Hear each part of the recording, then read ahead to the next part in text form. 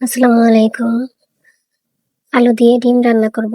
প্রথমে তেল দিয়ে দিচ্ছি, এর মধ্যে লবণ আর হলুদ দিয়ে দেওয়ার পর দিয়ে দিচ্ছি সিদ্ধ করে কেটে রাখা দুটো ডিম। আমি দুই সাইড হালকা করে ভেজে নেব ডিমগুলো। এক সাইড ভাজা হয়ে গিয়েছে, এবার অন্য সাইডটা একটু হালকা করে আমি ভেজে নেব। সবসময় তো মাছ মাংস খাই প্রতিদিনই, একদিন এরকম একটু ডিম ভুনা করে দেখবেন, মুখে ভালো লাগবে।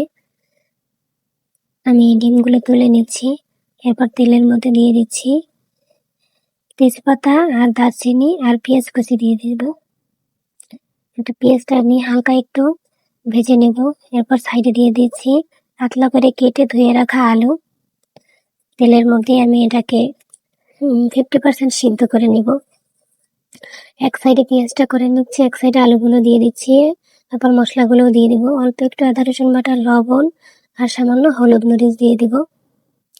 এই সাইডে মশলাটা কষাবো, এই সাইডে আলুটা হয়ে যাবে। মানে ঝটপট রান্নার জন্য এরকম একটা রেসিপি করতে পারেন। হঠাৎ বাইরে থেকে আসলেন, কিছু রান্না করতে মন চায় না বা মাছ মাংস খেতে ভালো লাগছে না, তখন এরকম একটু ডিম ভুনা করলে ভালো লাগবে খেতে। একদম মাখা মাখা ডিম ভুনা ভালোই লাগে।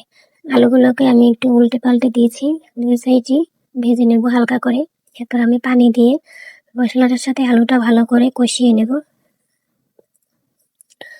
কষাতে কষাতেই আর এই তেলে যে ভেজেছি এতেই প্রায় 80% আলুটা সিদ্ধ হয়ে যাবে। বেশি আর পানি ব্যবহার করা লাগবে না রান্নাটায়, আর ঝটপট সহজে হয়েও যাবে।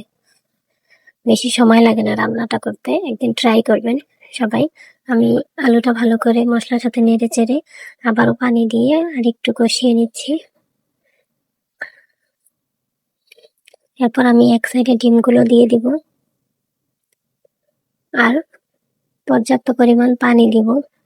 পর্যাপ্ত বলতে এখানে অত বেশি দরকার নেই, যে দেখুন সামান্য। এরপর ঢাকনা দিয়ে লো হিটে 5-7 মিনিট রান্নার পর এই যে হয়ে গেছে, একদম ঝোল নেই, মাখো মাখো তেল ছেড়ে দিয়েছে।